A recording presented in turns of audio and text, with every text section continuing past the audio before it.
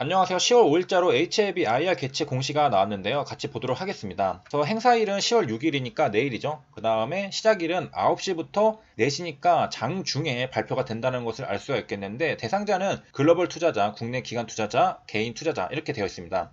실시 방법 같은 경우에는 코리아 인베스트먼트 페스티벌 2020에 참가를 한다고 하는데요. 요거는 이제 실시간 방송이 되기 때문에 개인 투자자들도 집에서 볼 수가 있습니다. 어떻게 보냐? 유튜브로 이제 발표를 하는데, 여기 옆에 보면은 2020 코리아 인베스트먼트 페스티벌로 검색을 하면은 우리가 시청을 할 수가 있겠습니다. 우리가 IR 발표에 대해서 관심을 가지게 되는 이유는 바로 발표자가 HLB 진양곤 회장이기 때문이죠. 제목이 뭐냐? 킬레가 또 데켄게라고 해서 힌디어로 꽃이 피면 알게 될 것이다 라고 되어 있습니다.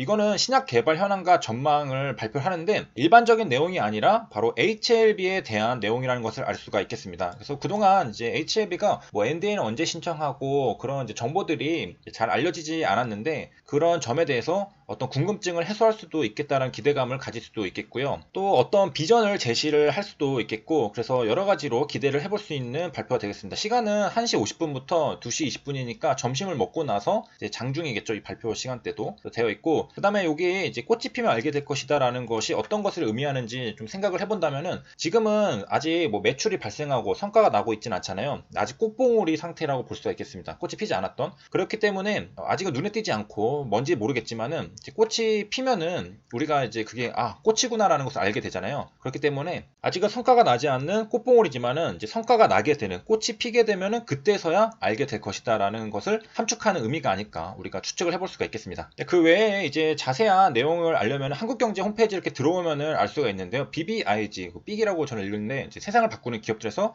바이오테크, 배터리, 인터넷, 게임에 대해서 여러 발표를 하게 됩니다. 10월 6일부터 7일까지 이제 열리게 되고요. 여기에서는 CEO 강연도 있고, 전문가 강연도 있고, IR 컨퍼런스도 있고, 여러 가지가 진행이 됩니다. 그래서 관련 기업들에 대해서 어떤 정보를 얻을 수 있을 기대감을 가질 수 있겠습니다. 그래서 이제 첫 시작은 여기 1일차로 되어 있죠. 그래서 셀트리온 회장, 서정림 회장이 먼저 발표를 하면서 시작을 합니다. 장소는 여의도 콜레드 호텔에서 열리고서 이제 미래의 한눈에 본다라고 볼 수가 있겠고요. 그다음에 신약 개발에 대해서 발표를 하니까 조금 더 우리가 알아보도록 하겠습니다. 신약 발달은 이전에는 이제 치명적이었거나 소모성 경과를 밟던 그런 질병들이 지금은 대부분 치유가 가능하게 되었습니다. 지금 정복하지 못한 것들은 이제 우리가 항암제 같은 부분, 이것도 이제 희망적으로 생각하면은 2030년대쯤에는 이제 대부분 정복이 가능할 거다라고 이제 석학들이 많은 발표들을 하고 있는 것도 우리가 뉴스 기사들을 통해서 한번 본 적이 있습니다. 어쨌든 이제 신약 개발들이 활발하게 일어나고 있는데, 여기서 이제 양리학이라는 것은 이제 신약을 발굴하기 위한 기본 과정, 그 다음에 효과성, 안정성 검증, 그 다음에 사후 안전 검증, 이런 것들에 대한 학문을 바로 이제 양리학이라고 할 수 있겠는데, 주요 용어로 우리가 한 번에 본 적이 있습니다. 양력학, 약동학, 그래서 PD랑 PK 이런 것들을 본 적이 있는데요. 그래서 여기 PD, 양력학이라는 것은 약물이 우리 몸에서 어떻게 돌아다니는가, 그 다음에 약동학 같은 경우에는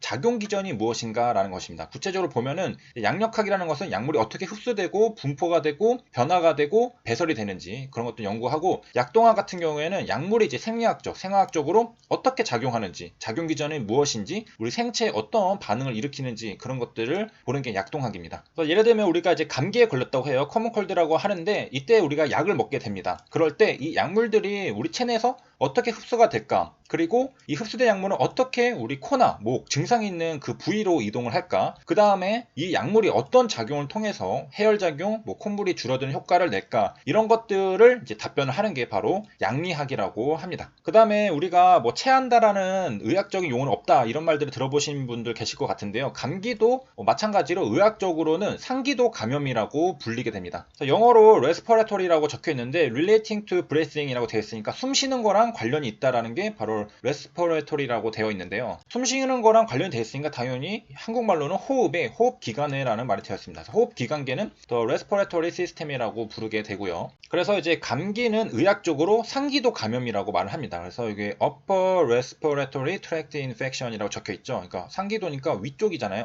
upper라고 되어 있고 호흡 관련되어 있다. 그래서 respiratory라고 씁니다. 그래서 여기서 이제 쓰는 약들이 진통 해열제, 그리고 아스타아미노펜, 항히스타민제, 항생제 이런 것들을 이제 쓰게 되는데요. 히스타민 같은 경우에는 이제 과립구, 백혈구가 그 콧물이 나게 하고 하잖아요. 그 과립 터지면서 그런 것들을 이제 안티해준다는 것이고, 이 아세트아미노펜 같은 경우에는 그 신기하게도 아직까지 해열 진통 작용에 대한 기전이 밝혀지지 않았다라고 합니다. 그러니까 약을 쓰면은 이제 해열 진통 작용이 있는데 그 이유를 모른다는 거죠. 아세트아미노펜은 우리가 잘 알고 있는 타이레놀이 바로 아세트아미노펜입니다. 근데 이제 주의할 점은 뭐냐면은 요거를 이제 과량 복용하면은 사망에 이를 수 있는 매우 심각한 간 손상을 일으킬 수 있으며 뭐 췌장, 신장에도 심각한 손상을 유발할 수 있다라고 합니다. 그렇기 때문에 1일 허용량인 4000mg을 초과하여 복용하지 않아야 한다고 합니다. 그래서 우리가 이제 타이레놀은 흔하게 집에 하나씩은 가지고 있는 그렇게 친숙한 약인데, 이게 또 문제가 된 적이 있습니다. 그래서 간독성 얼마나 위험한가라고 되어 있는데, 이것도 마찬가지로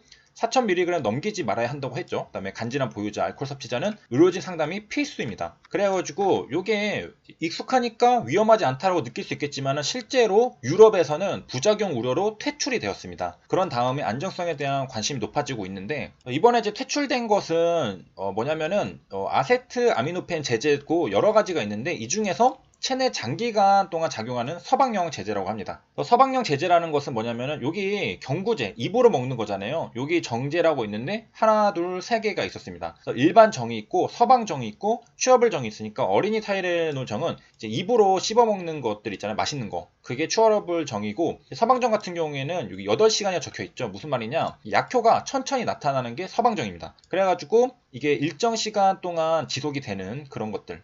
그래서 이제 복용할 때 속방정 같은 경우에는 내 6시간 간격으로 이게 효과가 있는 것 같고, 서방정 같은 경우에 8시간이니까 8시간 후에 또 이제 복용을 해야 되는 그런 겁니다. 아무튼 이제 여기 서방형 제제 같은 경우에는 이게 8시간 정도 우리 몸에 있기 때문에 우리가 그 8시간이 되기 전에 한 번 더 먹게 되면은 중복으로 우리 몸에 작용을 하게 되잖아요. 그렇기 때문에 위험할 수 있기 때문에 유럽연합에서는 일반인들 같은 경우에는 사실 정확하게 용법 용량을 준수하기 힘들잖아요. 그렇기 때문에 간독성 위험이 증가할 수 있다는 이유로 퇴출 결정을 내리게 되었던 겁니다. 그래서 이제 아세트아미노펜 같은 경우에는 이제 간 손상 이슈는 일반화된 지 오래라고 하는데, 바로 1960년대 초에 비임상 연구를 했었습니다. 그래서 여기서 간 손상과 연관성이 확인이 됐었습니다. 그래서 이제 실제로 FDA 같은 경우에는 이제 안정성에 대해서 5가지 등급으로 분류를 하게 되는데, 아세트아미노펜이 B등급을 부여를 받았습니다. B등급은 뭐냐면은 사람에게는 위험하다는 증거가 없다. 왜냐하면은 이제 위에서 1960년대는 비임상 연구를 했잖아요. 여기에서 이제 연관이 있다라는 것을 발견한 건데, 그렇기 때문에 사람은 아직 뭐 제대로 나온 게 없는 것 같다라고 추측을 해볼 수가 있고, 이제 동물 태아에 대한 독성은 있었으나 라고 되어 있죠. 그러니까 동물 실험에서는 검증이 되었기 때문에 요거는 있다라고 볼 수가 있겠습니다. 그래서 이것 때문에 이제 B등급, 인부를 대상으로 해서는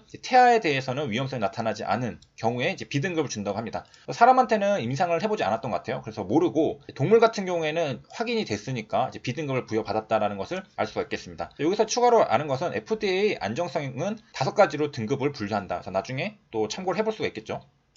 자, 그래서 감기약으로 쓰이는 아세트아미노펜 같은 경우에는 이제 정리를 해보자면은 용법 용량만 잘 지키면은 안전하지만은 이 서방용 같은 경우에는 이제 8시간 정도 지속이 되기 때문에 일반인이 정확하게 지키기 힘들다. 그렇다면은 이제 중복이 돼서 간독성의 위험이 있기 때문에 유럽에서는 퇴출 결정을 내렸다라는 사실이고요. 그리고 이제 6일에 1시 50분, 그러니까 점심을 먹고 나서 1시 50분부터 2시 20분에 HLB의 진양공원 회장이 바로 HLB 신약 개발 현황과 전망에 대해서 발표를 한다는, IR 발표를 한다는 것을 알려드렸습니다. 그래서 제목이 굉장히 희망적인 내용이 있기 때문에 기대감을 또 불러일으킬 수 있겠고요. 그래서 여기까지 시청해주셔서 감사합니다.